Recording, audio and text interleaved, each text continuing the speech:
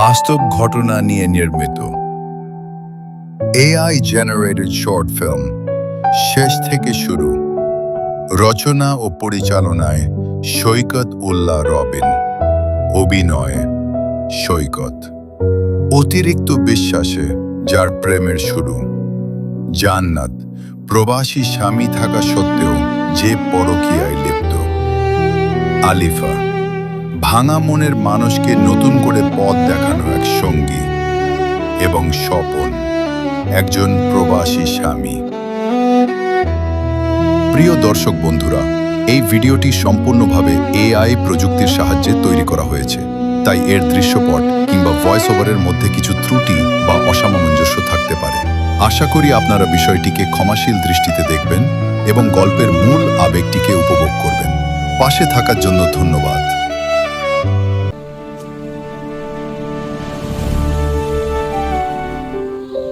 মাদারীপুর জেলার প্রত্যন্ত অঞ্চলের সাধারণ একটি গ্রাম এটি।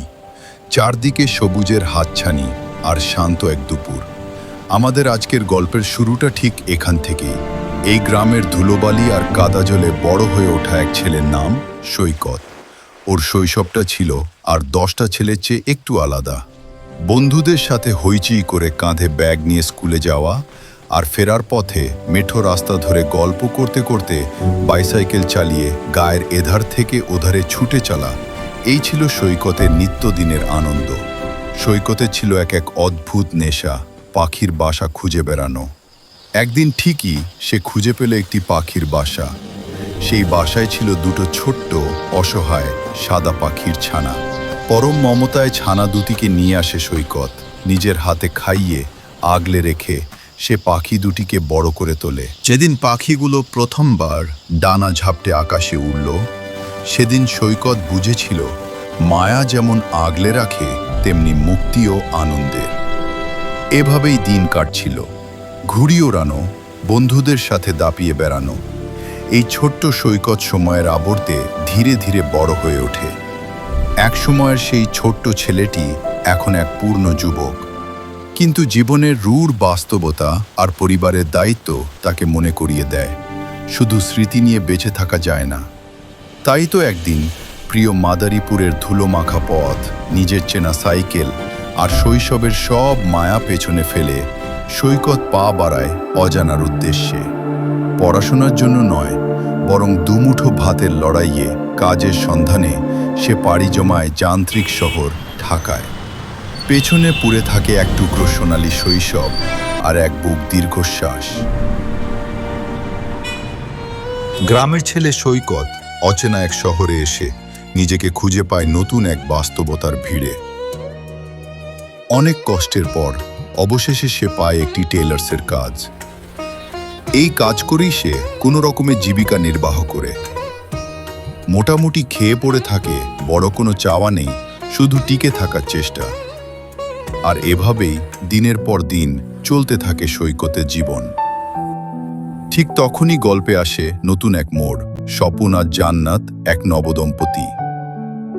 তাদের বিয়ের বয়স মাত্র 9 মাস। এই অল্প কটা দিন বেশ সুখেই কেটেছিল তাদের। কিন্তু হঠাৎ স্বপন পাড়ি দিচ্ছে প্রবাসে। এটা শুধু একজনের দেশ ছেড়ে যাওয়া নয়, এটা দুটি হৃদয়কে দূরত্ব সৃষ্টিকারী এক প্রাচীর। এটা একজন মানুষের নিঃসঙ্গ হওয়ার কারণ। এটা একটি মানুষের ভুল পথে পা বাড়ানোর শুরু।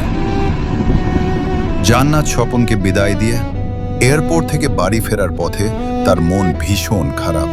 সে একা একা ভাবতে থাকে যে মানুষটির সাথে দীর্ঘ 9টি মাস কাটিয়েছি, এত স্মৃতি যার সাথে, তাকে ছাড়া আমি এখন কিভাবে একা থাকব। ভাবতে ভাবতেই সে তার নিস্তব্ধ বাড়িতে ফেরে। বাড়ির প্রতিটি কোণে স্বপনের স্মৃতিগুলো তাকে যেন জাপটে ধরে। অসহ্য একাকিত্বে ডুবে গিয়ে জান্নাত একসময় কান্নায় ভেঙে পড়ে। আর এভাবেই অপেক্ষা আর দীর্ঘশ্বাসে কেটে যায় দীর্ঘ 3টি বছর। স্মৃতিগুলো এখন অনেকটা ঝাপসা, একাকিত্বই এখন জান্নাতের একমাত্র সঙ্গী। হঠাৎ 3 বছর পর গল্পে আসে এক নতুন মোড়।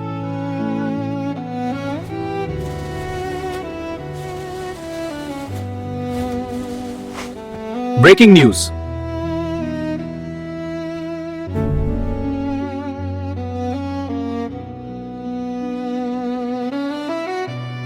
আগামীকাল থেকে সারা দেশে করোনা ভাইরাসের জন্য লকডাউন শুরু।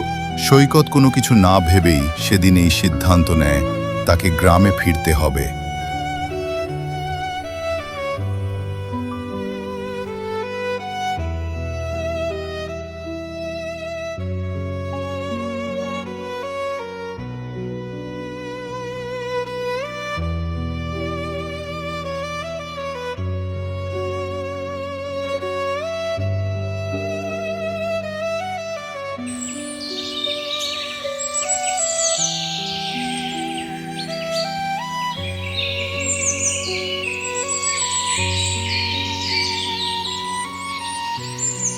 অনেক কষ্টে সে পৌঁছায় তার চেনা গ্রামে।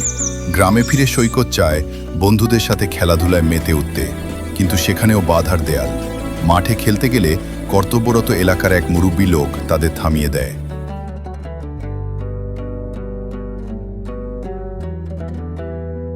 সময় কাটানোর একমাত্র অবলম্বন হয়ে ওঠে মোবাইল ফোন।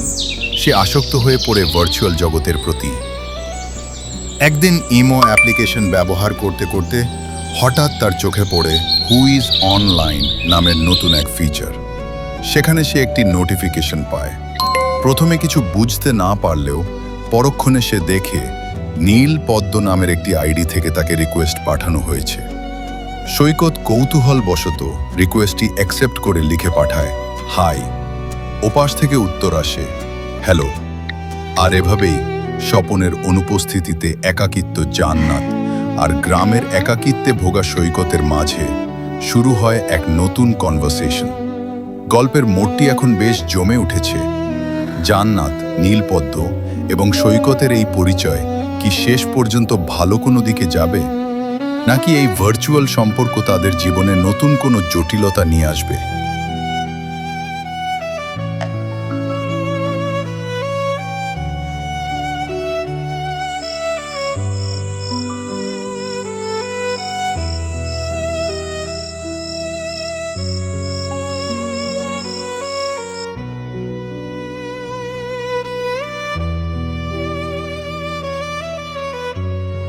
আমরা কি শুধু বন্ধু থাকবো? সম্পর্কটা একটু এগিয়ে নেওয়া যায় না সৈকত? কি বলছো জান্নাত? সত্যি বলছো তুমি? হ্যাঁ, সত্যি সত্যি সত্যি। তুমি কি কখনো কারোর সাথে প্রেম করেছো? সত্যি বলবে। আমার ইচ্ছে রিলেশন করব, তাকেই বিয়ে করব। না, আমি কখনো প্রেম করিনি। বিশ্বাস করা সৈকত, তুমি আমার শুরু, তুমি আমার শেষ। কিন্তু জান্নাত, আমার তো ভয় হয়। আমি তো গ্রামের ছেলে।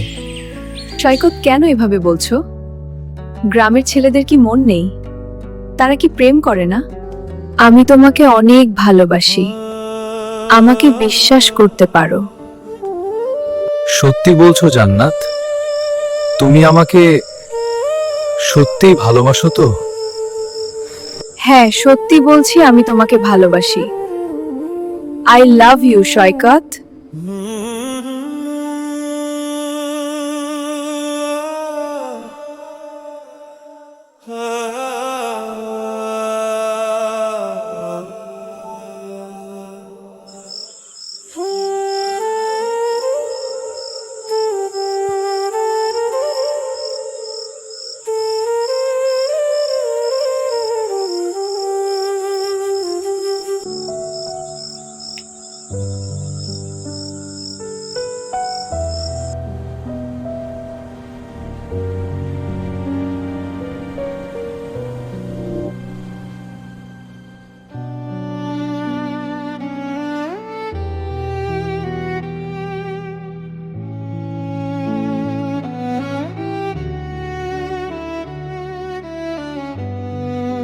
শুভ সকাল জানেমান। কি করছো তুমি? এই তো জান্নাত, আমি এখন নৌকাতেই ঘুরছি। আচ্ছা, তুমি কি আমাকে তোমার সাথে নৌকায় ঘোরাবে? চলে এসো, দুজন মিলে একসাথে নৌকায় ঘুরবো, অনেক মজা হবে। এখন তো আর আমার আসা সম্ভব না। তুমি বরং এখন আমাকে একটা কিস করে দাও। কি পারবে আমাকে কিস করতে? আসলে জান্নাত, আমি তো এসব কখনো করিনি। তুমি আমাকে কিস করো, আমি তোমার থেকে শিখে নিচ্ছি। ও তাই নাকি জানেমান? তাহলে শিখে নাও, আমিই করে দিচ্ছি। আই লাভ ইউ জান, উম্মা।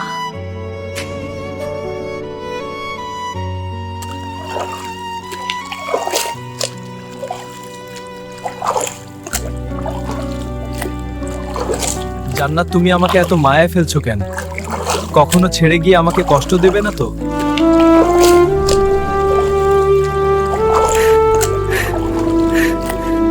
আরে না পাগল, তোমাকে আমার নিজের চাইতেও বেশি ভালোবাসি।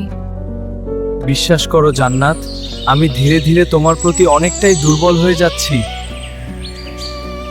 এভাবেই সৈকত তার সমস্ত দুর্বলতা জান্নাতের কাছে উজাড় করে দেয়।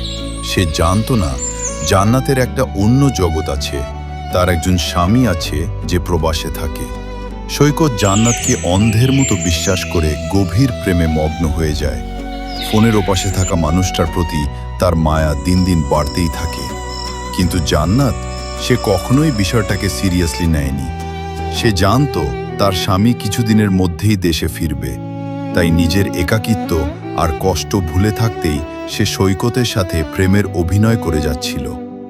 অথচ বেচারা সৈকত, সে তো শুরুতেই বলেছিল সে যার সাথে প্রেম করবে তাকেই বিয়ে করবে। সে জানতো না এই গভীর ভালোবাসা আসলে বালির ওপর গড়া এক মিথ্যে স্বপ্ন ছিল।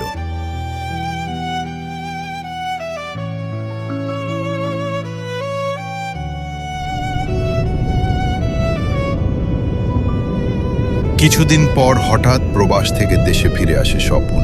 তাকে রিসিভ করতে এয়ারপোর্টে যায় জান্নাত। দীর্ঘ প্রতীক্ষার পর দেখা হতেই স্বপন তাকে পরম আদরে বুকে টেনে নেয়। তারা হাত ধরাধরি করে গাড়িতে করে বাড়ি ফিরে আসে।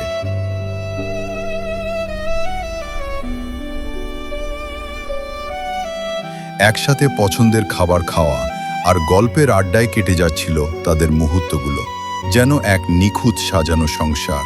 ওদিকে সৈকত, সে পাগলের মতো জান্নাতকে কল দিয়ে যাচ্ছিল, কিন্তু বারবার কল কেটে যাচ্ছিল। অবশেষে অনেক চেষ্টার পর জান্নাত ফোনটা ধরে। সৈকত ব্যাকুল হয়ে জানতে চায় কেন সে ফোন ধরছিল না, কি হয়েছে তার। কিন্তু উত্তরে জান্নাত যা বলে তা শোনার জন্য সৈকত মোটেও প্রস্তুত ছিল না। জান্নাত তাকে খুব শান্ত স্বরে বলে, সৈকত, আর ফোন দিও না, আমার হাজবেন্ড দেশে ফিরেছে। আমার হাজবেন্ড প্রবাসে, তাই আমি তোমার সাথে সময় কাটিয়েছি। তুমি কেন অভিনয় করলে? আমি তো তোমাকে ভালোবেসেছিলাম। তুমি কিভাবে ভাবলে আমার মতো একটা মেয়ে তোমার মতো একটা গ্রামের ছেলেকে ভালোবাসবে? জান্নাতের কথা শুনে সৈকতের মাথায় যেন আকাশ ভেঙে পড়ল। সে কান্নায় ভেঙে পড়ল এবং হাতে থাকা ফোনটা ছুঁড়ে মারল। তার মনে হলো এই একটি মাত্র বাক্যে তার সমস্ত স্বপ্ন ভেঙে চুরমার হয়ে গেছে। সৈকত ভাবতে থাকে জান্নাতের বলা সেই সব কথাগুলো। না, আমি কখনো প্রেম করিনি। বিশ্বাস করা সৈকত, তুমি আমার শুরু, তুমি আমার শেষ। হ্যাঁ, সত্যি সত্যি সত্যি আমি তোমাকেই ভালোবাসি সৈকত। আমি তোমাকে অনেক ভালোবাসি, আমাকে বিশ্বাস করতে পারো। তুমি কিভাবে ভাবলে আমার মতো একটা মেয়ে তোমার মতো একটা গ্রামের ছেলেকে ভালোবাসবে?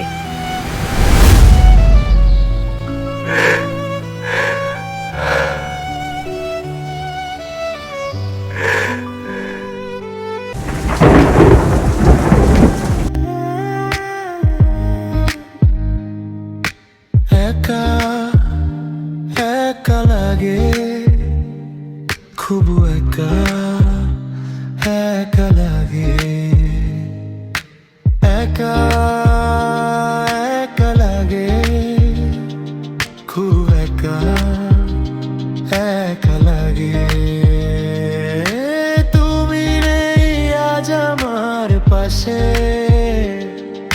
স্মৃতিগুলো খুব মনে পড়ে।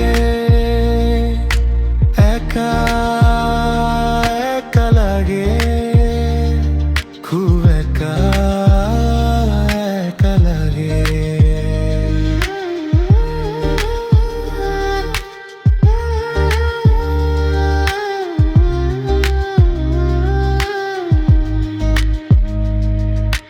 দুটি চোখে জল, করে টলমল, ফিরে পেতে চায় তোমাকে।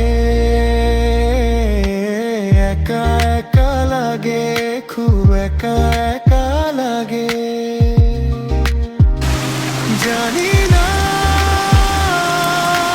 কখনো আর পাবো কি ফিরে। একা একা লাগে, খুব একা একা লাগে। একা একা লাগে, খুব একা একা লাগে।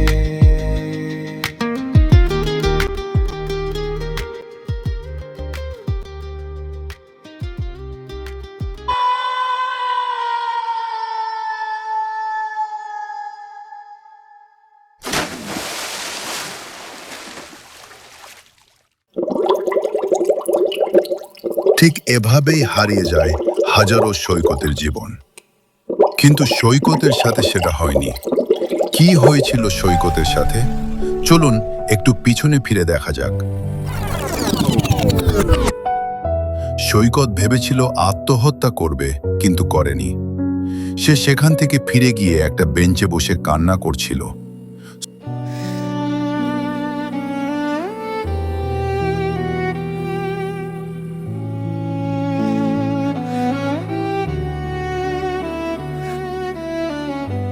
হঠাৎ কাঁদতে দেখে একটি মেয়ে তার দিকে এগিয়ে আসে। মেয়েটা তাকে জিজ্ঞেস করে, আপনি কাঁদছেন কেন? সৈকত তাকে সবকিছু খুলে বলে।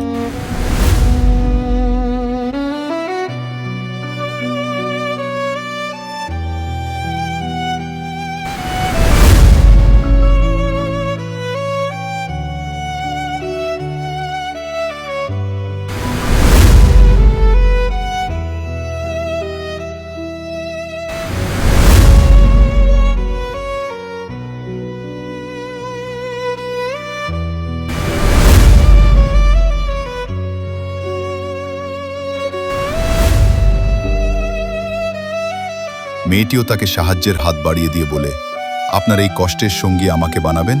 কিন্তু সৈকত বলে, না, আমি একবার কষ্ট পেয়েছি। আমি চাই না জীবনে আর কখনো এরকম কষ্ট আমার জীবনে ফিরে আসুক। মেয়েটা বলে, আমি আপনাকে কখনোই কষ্ট দেব না।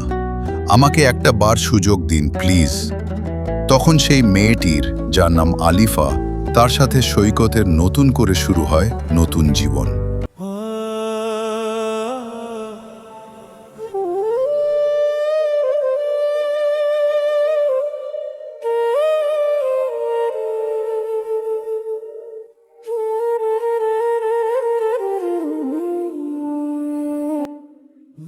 একদিন আলিফা জানতে চায় সে আগে ভালো ছিল না এখন আলিফার সাথে ভালো আছে। তখন সৈকত বলে, তুমি শুনতে চাও? তাহলে শোনো। আমার হাজবেন্ড প্রবাসে, তাই আমি তোমার সাথে সময় কাটিয়েছি। তুমি কেন অভিনয় করলে? আমি তো তোমাকে ভালোবেসেছিলাম।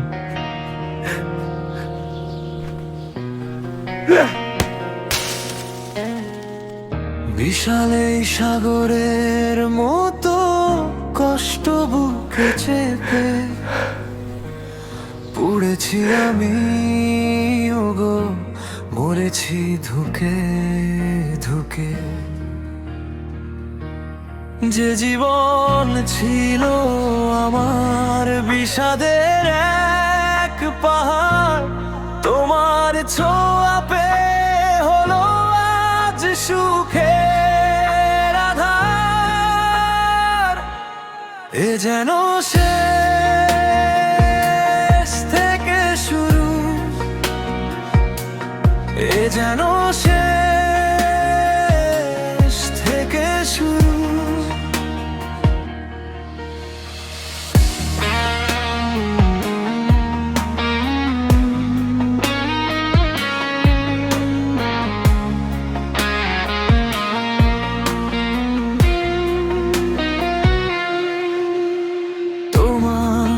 চোখে তাকালে ভুলে যায় অতীত তোমার, নতুন করে বাঁচার ইচ্ছে জাগে। এ যেন শেষ থেকে শুরু, এ যেন শেষ থেকে শুরু, এ শেষ থেকে শুরু।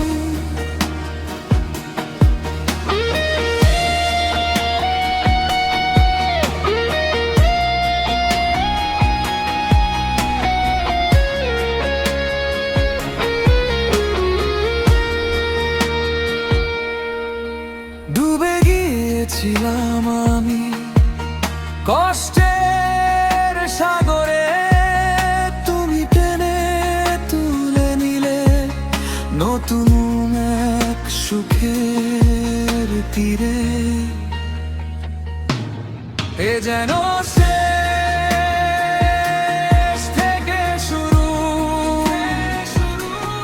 এ যেন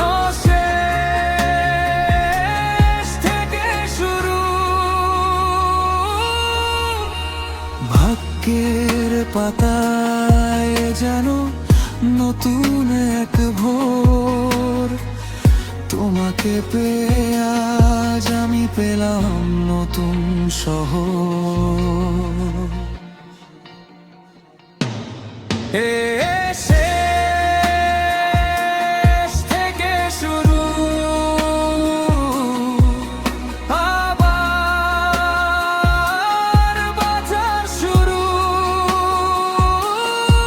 যেন শেষ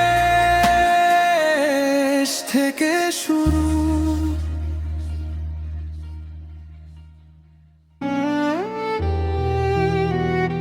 এই গল্প আমাদের শেখায় জীবন মানেই হলো প্রতি মুহূর্তে নতুন করে শুরু করা। কারো চলে যাওয়া মানেই জীবনের শেষ নয়। কেউ আপনার অতিরিক্ত বিশ্বাসের সুযোগ নিয়ে আপনাকে কাঁদাতে পারে, কিন্তু তার মানে এই নয় যে পৃথিবীটা স্বার্থপরতায় ভরা। জান্নাতের মতো মানুষরা আমাদের শেখায় অন্ধবিশ্বাস মানুষকে ধ্বংস করে, আর আলিফার মতো মানুষরা প্রমাণ করে পৃথিবীতে এখনো নিঃস্বার্থ ভালোবাসা বেঁচে আছে। তাই জীবনের কোনো এক মোড়ে যদি মনে হয় সব শেষ হয়ে গেছে, তবে মনে রাখবেন ওটা শেষ নয়, বরং আরও সুন্দর কিছু পাওয়ার জন্য একটি নতুন শুরু। ভালো থাকুক পৃথিবীর সকল সৈকত নতুন কোনো আলিফার হাত ধরে। এই ছিল আমাদের আজকের গল্প, শেষ থেকে শুরু।